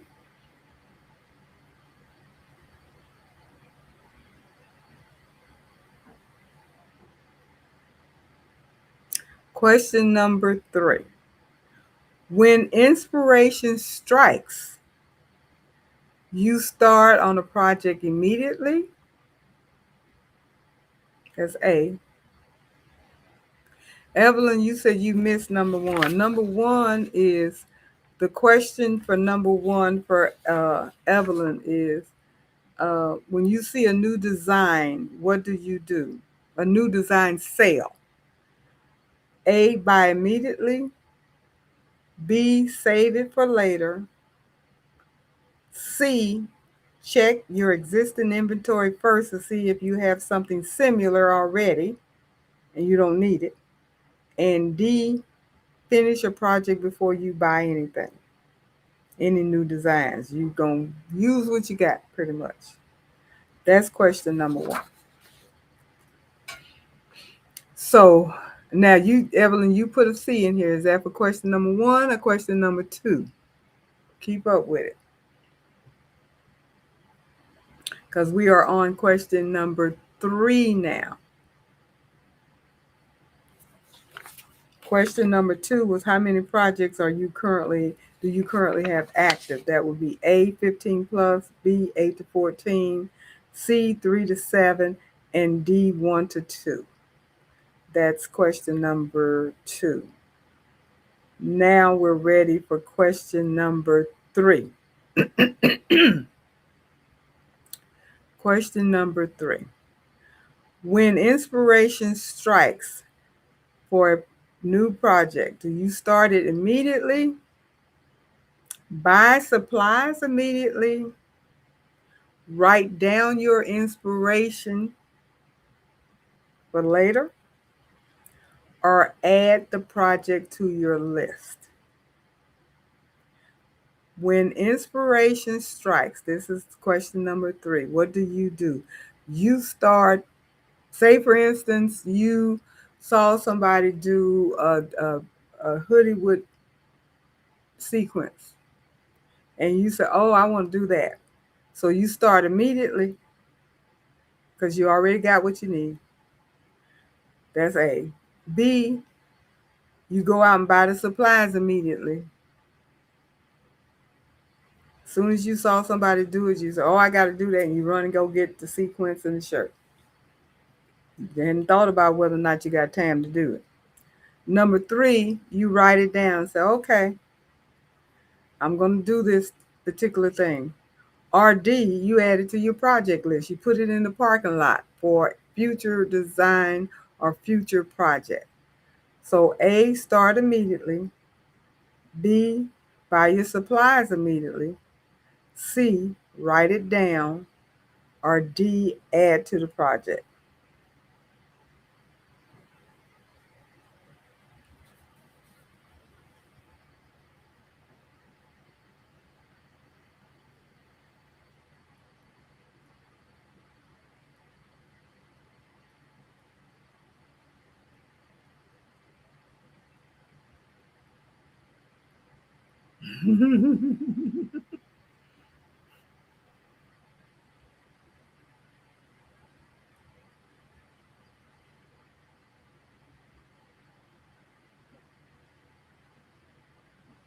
Okay.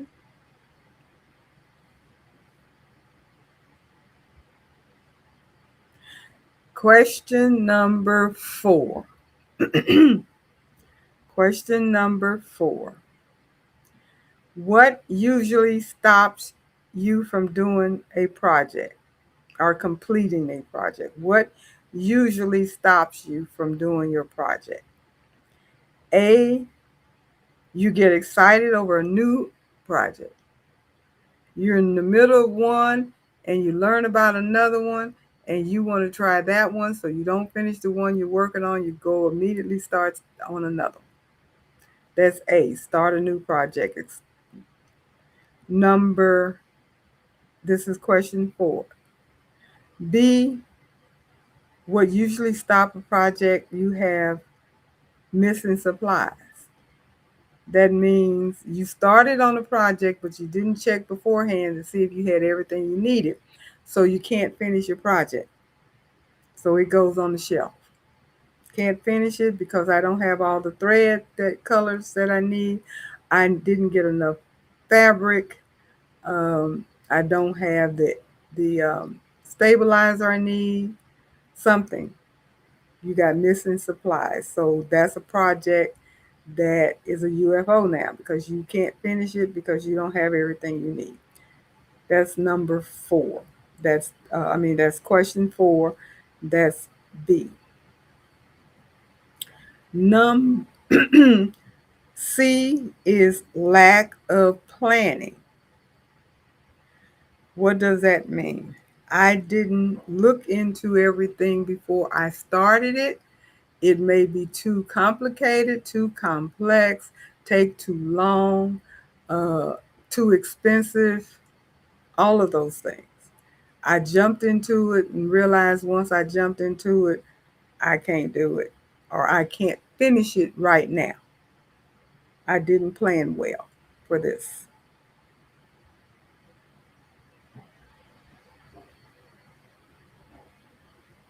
That's C. Hey, crafting cousin, how you doing? And uh, number D for question number four. What usually stops you from completing a project is perfectionism. D is perfectionism. You just can't get it. It's got, I didn't get my box um, bottom straight on my boxy bag. I am having difficulty getting the zipper. The zipper looks wonky. Um, my thread doesn't look up to par. My stitching doesn't look up to par.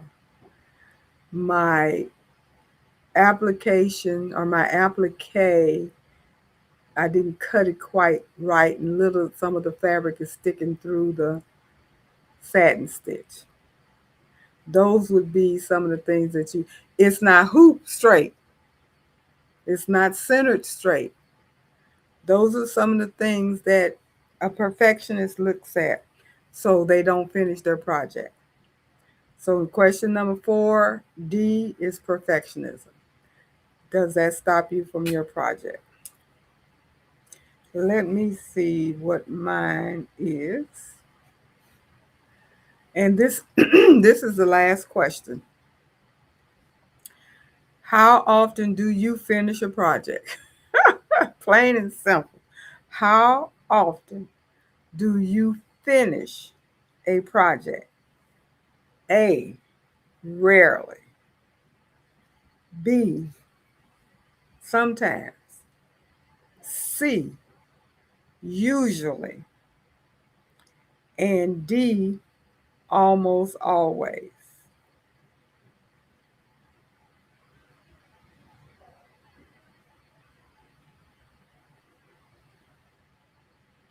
Question number five. How often do you finish a project? A is rarely. B is sometimes. C is usually. And D is almost always.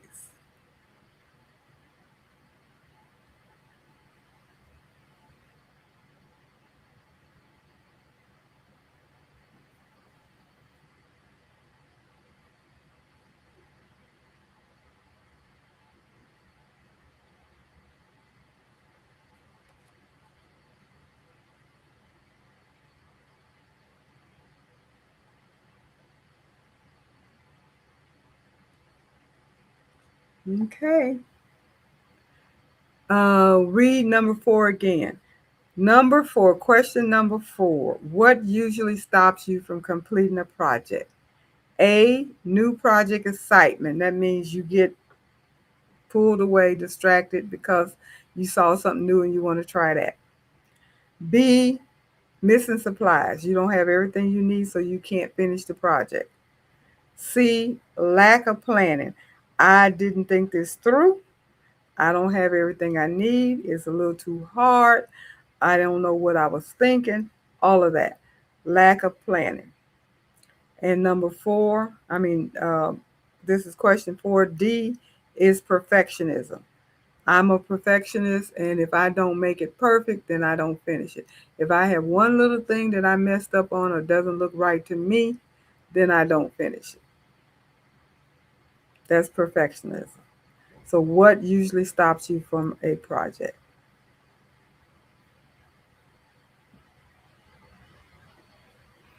Hi, Miss Linda. Hi, Ann. How are you? And who else stopped in? Crafton cousin, Miss Linda, and Philbeck. How you doing? Anybody else? I spoke to Evelyn. I think I got everybody. And yes, Ann, it is long time no see. I saw you over there on Sean's thing the other day. Miss Joy said, "How about you not qualified to finish?" That would be number C for you, Joy. Lack of planning. You it turned out to be something you couldn't handle. That would be lack of planning. That happens sometimes. It turned out to be more than what you, as they say, you bit off more than you could chew. Happens sometimes. It does happen sometimes. I thought it was gonna be easy, but it's not. I can't figure this out. I've had some of those. I've stitched it and it didn't come out right. I took it loose, stitched it again, didn't come out right. Guess what? It ain't coming out right because I didn't stitch it again. It's sitting so. I don't even know where it is. I probably threw it away. Knowing me, I threw it away and said I'd try it again another day. But I probably threw it away because you know, I didn't. I'm a perfectionist, unfortunately.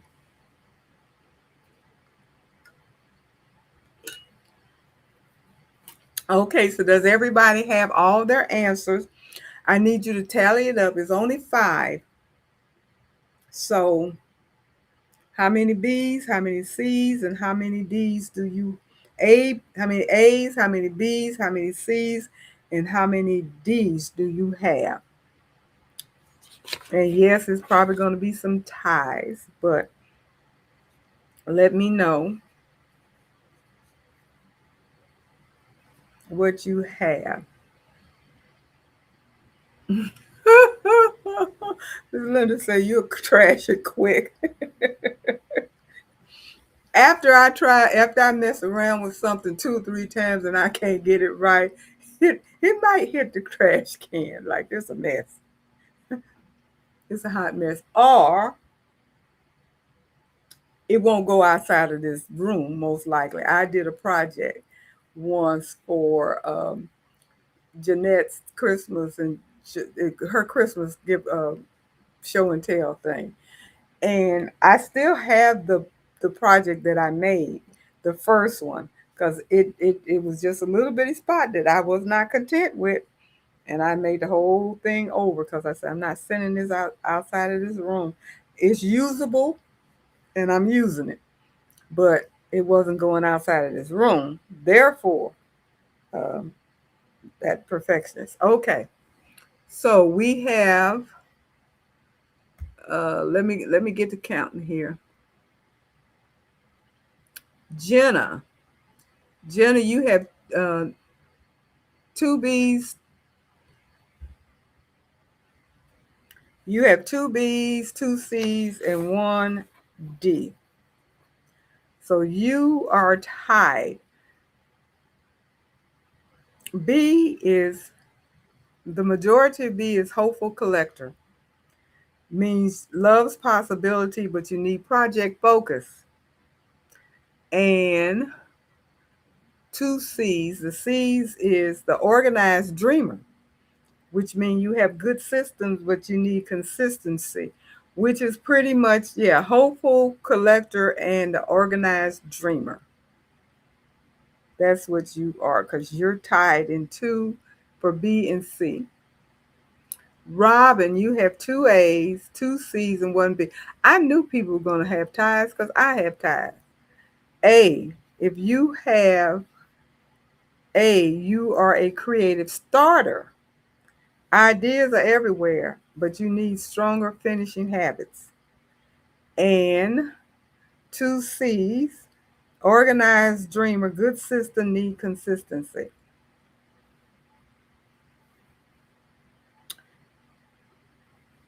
Okay. All right, Jenny, you have four C's and one A. So you are definitely an organized dreamer.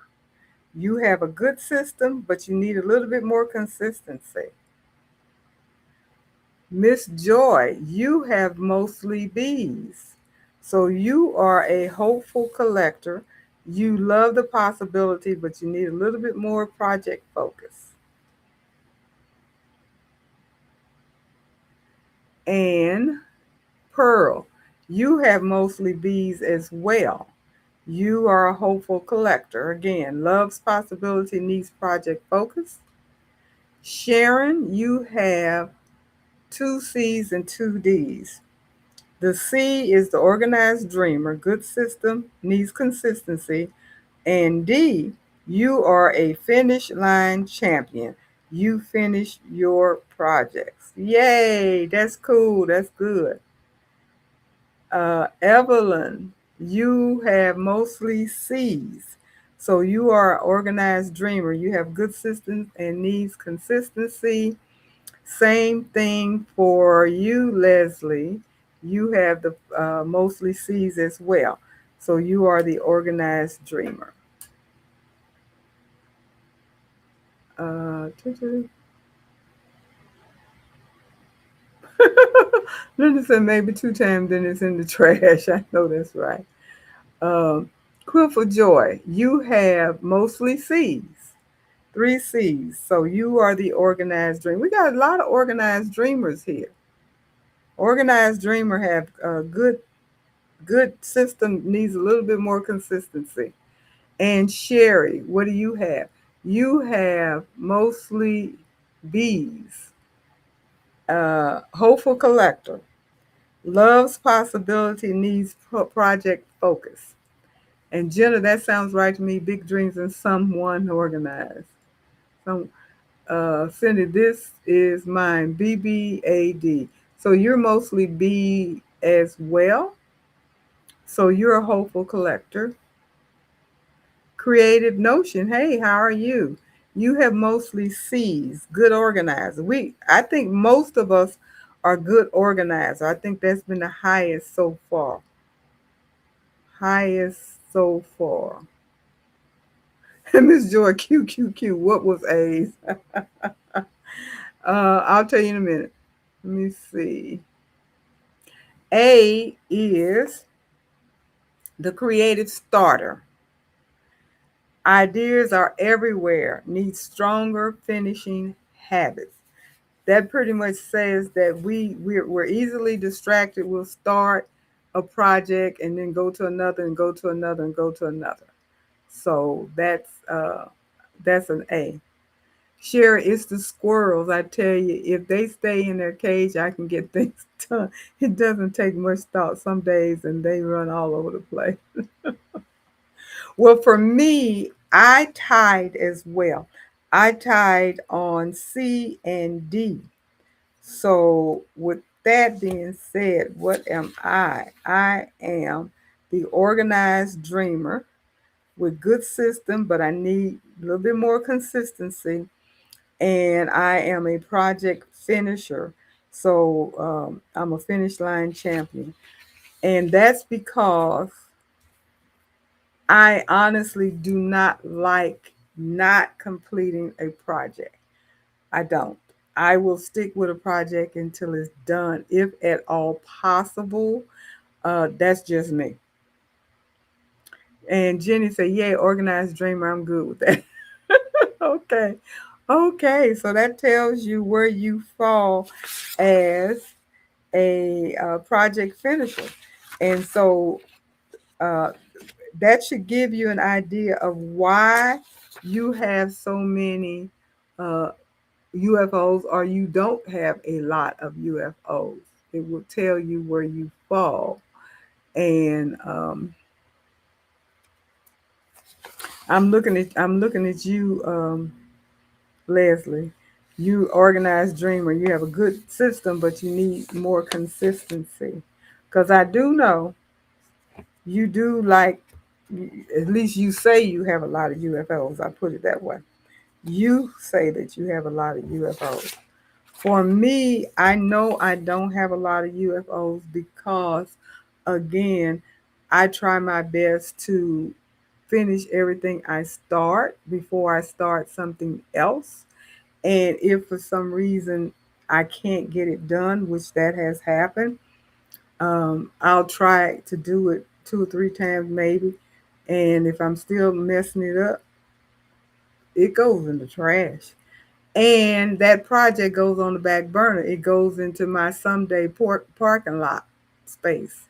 Maybe I'll get back to it someday. And I don't have a lot of those. Maybe because they're in the trash.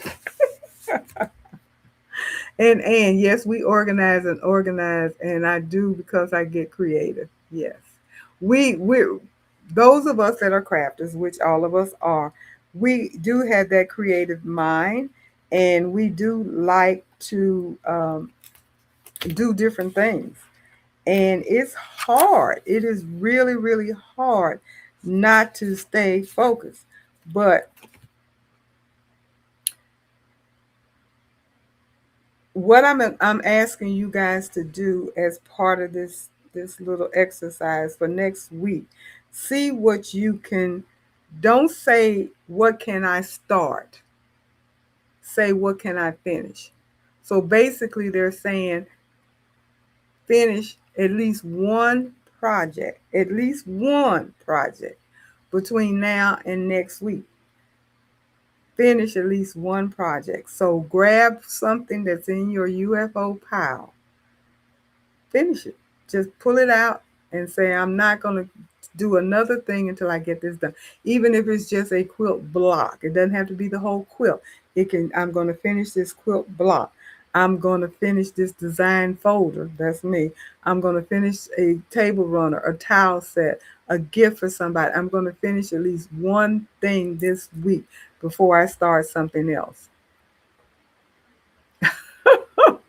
Evelyn said you should see the list on my lap right now. Um, a suggestion is use the PACE method. And you said, what is the PACE method, Shirley? PACE, PACE. The P stands for pick one finish line project.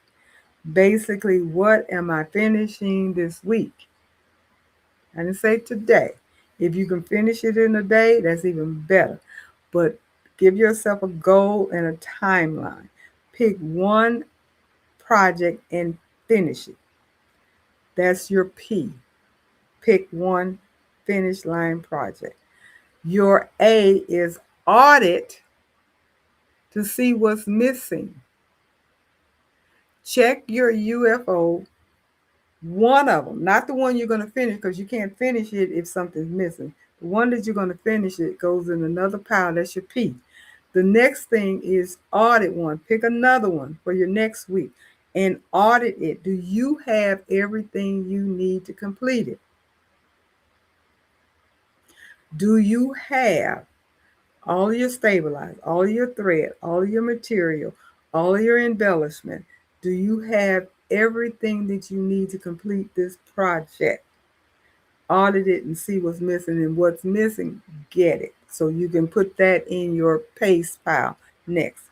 C, create the next tiny step.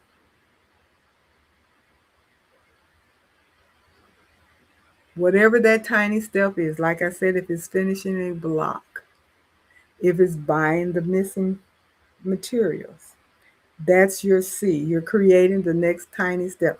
What is the next thing I need to do to get to pace, get to that finish line? And E is the ending. Exit properly. That means either put it away where you put it away, label it if it needs to be labeled, photograph it. And these are things that we have been procrastinating, not doing, basically. Like storing it, we just have it in a pile somewhere and we can't find it because we got pieces here, pieces there, pieces everywhere, and we don't know where half the stuff is, so we can't finish it. You got to bring it together, label it, put it in a project bag, create a project bag, a bin, whatever it is, and label it so you know what it is. Even on your label, if something's missing, say what's missing And then also put in a due date when you are going to finish it. Even if that due date is January the 31st, 2027, label it, photograph it if necessary. If it's something that you're trying to sell, go ahead and start taking your pictures. If it's something, the next one is gifted. If it's something that you were planning on, I got 2 or 3 things that I've made that I had planned to gift, and I haven't gifted them yet. That's my dilemma. I don't consider them UFOs because I'm done with them. I just have not put it in a package and sent it out. That's what it is. When I made it, I said, "Oh, I'm gonna make this for my cousin. Oh, I'm gonna make this for this person. I'm gonna make it for this person." And I made it. It's cute. I like it, and it's sitting on the shelf because I have not packaged it up and sent it out. That's on me. Sell it if you can sell it. If you have things that are completed and they're nice, sell them. Post them. Take them somewhere and sell them. Complete that task. All of those things completed. That's your PACE. PACE. That's pick one finish line project. Audit what's missing is the A. C, create the next tiny step. And E is exit properly. And that ends with a complete. And then you repeat the process. And that is for every one of your UFOs. Now, if you have a boatload of UFOs, that's going to take you a long time to get all of that stuff done. But it's not going to get done sitting in a bin, in a box, in a bag. None of those things. It won't get done if you don't. Um, Jenna said she got to go way past her bedtime. Good night, Jenna. Thank you for stopping by. And it's not going to get done if you don't finish it. If you don't put forth the effort to finish it, and you keep piling on. That's the biggest problem. What we all have. We have UFOs, we have unfinished projects, we have good intentions, but we don't take the time to make a plan and figure out how we're going to reduce it down. Because if nothing else, keep in mind, it's money. Money should be the motivator. Money normally motivates everybody. Money has been spent getting the design, the fabric, whatever it is, money has been spent. Time has been spent if you cut anything out, any of that kind of stuff. So you got money and time, and we're taking up real estate. When you got them in bins and bags and totes and all of that, you're taking up real estate. That's room that could be used for something else. You could make room for another piece of equipment.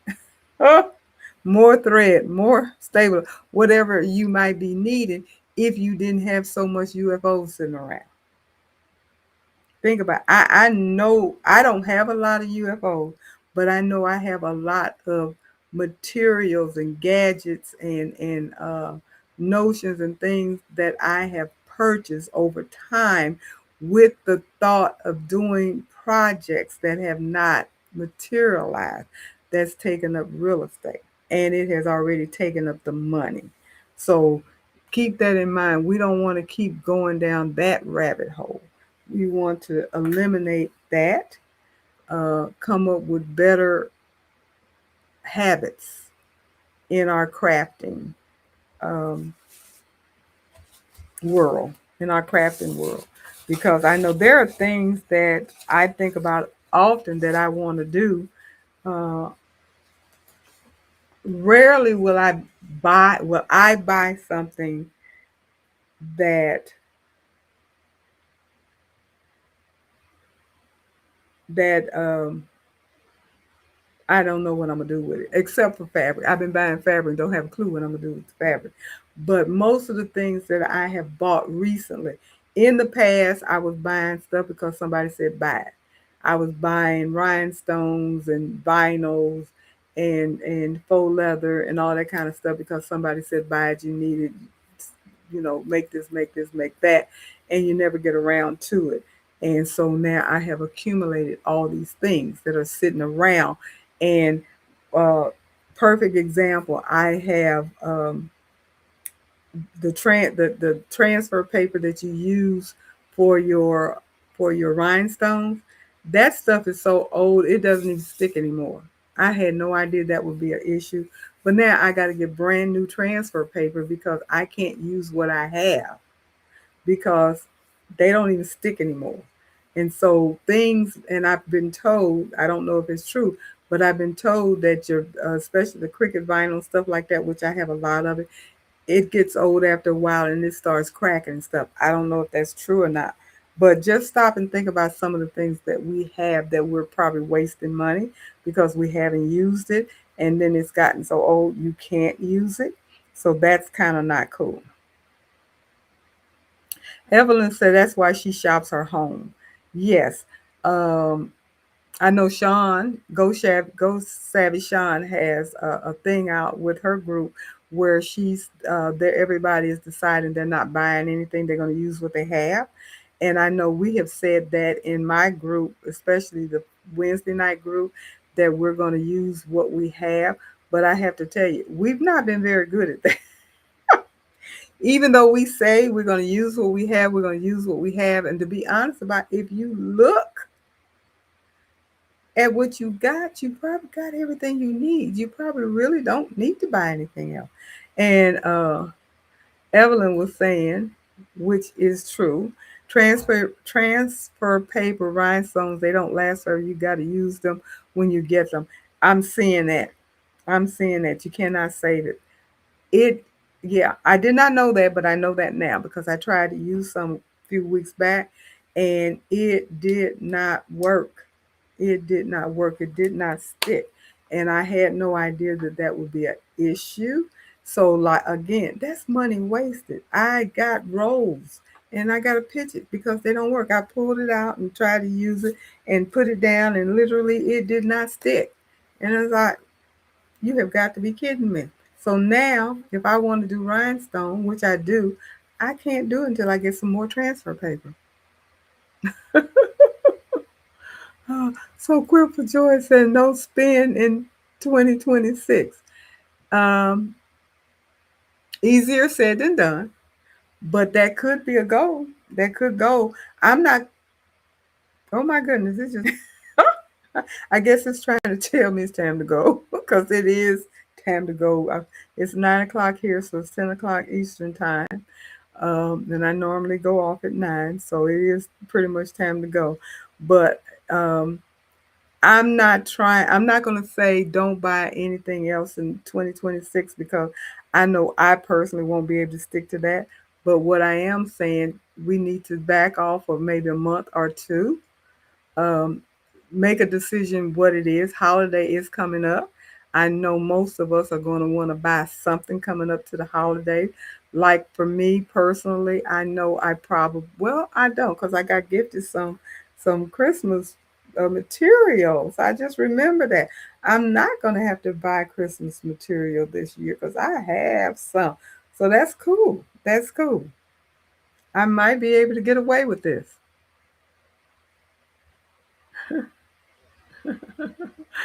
Ah, and Miss Joy said, "Look, June is as long as I can hold out."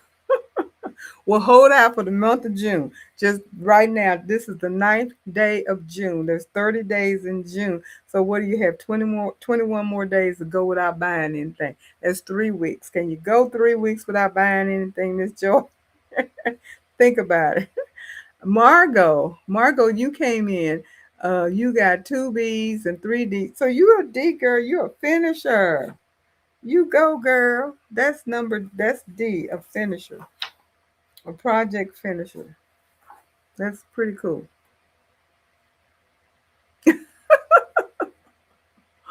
Okay. Um, and Evelyn said use a sticky mat for your material. I'm not following that. Not for my rhinestone transfer. My rhyme. But anyway, I know I'll have to buy some rhinestone transfer. I don't know if that would be bought in the month of June. I may be able to get away with not buying anything for the rest of this month for sure. I might, because I would have to do a quick inventory to see what I am short of for the next couple of projects. But I don't think I need anything for the next couple of projects that I have. Okay, Creative Notion, that was not nice. That was not nice. Amazon Prime is coming up. It is. I think it's the 20, is it the 23rd or is it the 19th? I can't remember, but you're correct. Amazon Prime is coming up. And they have deals and stuff, so you might be able to buy or find something. But what you can promise yourself is that you won't buy something you don't need. Restock your whatever. Okay, so it's the 23rd. All right. I knew I had seen it. I knew I had seen it. That's my son's birthday. Oh no, that's right. Prime Day when my birthday is. Excuse me. But yes, it's coming up. You had to remind us that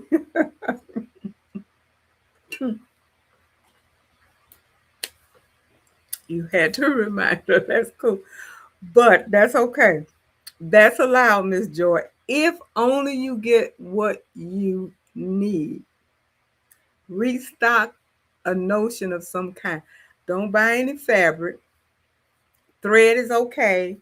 Stabilizer is okay. Things like that you have to finish a project is okay. But nothing new to start something that we need to use what we have.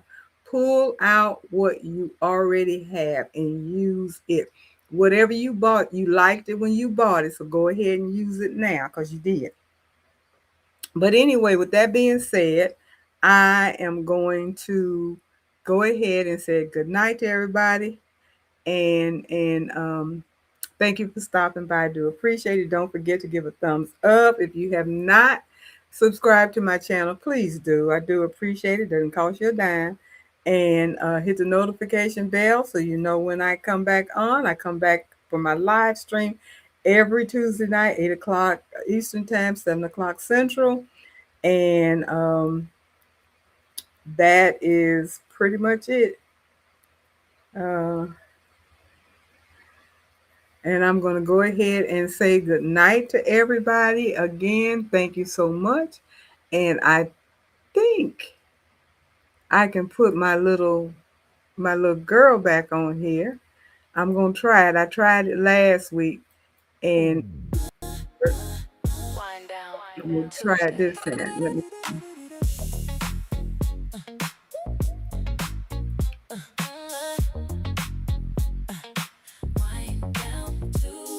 Where are you? She's been on here playing all night.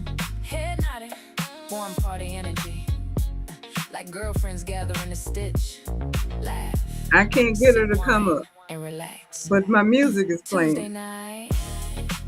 You already know what time it is. Shirley's in the house. Threads ready. Wine ready. Let's go. Wine down Tuesday. Come stitch with me. Good vibes, good friends, and creativity. I know what you hope for me. I know what you feel, you see. While the threads turn. There she is. Shirley's thread work in the atmosphere. Shirley's thread work in the atmosphere. Got the hoops lined up, fabric on the table, thread shining bright, yo, we ready and able. Quilters in the chat, embroiderers too. Everybody bringing their creative moves. Somebody stitching towels, somebody making bags, somebody buying fabric they already had. We don't judge here, we just create. Pour another glass, don't be late. Beatles dancing, machines singing. Every Tuesday night, you know we bringing love, style, soul, and thread.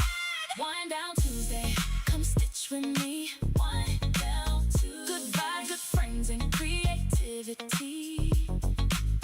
Wind down Tuesday, we laugh, we learn. Got the machines humming while the threads turn. Ooh, yeah.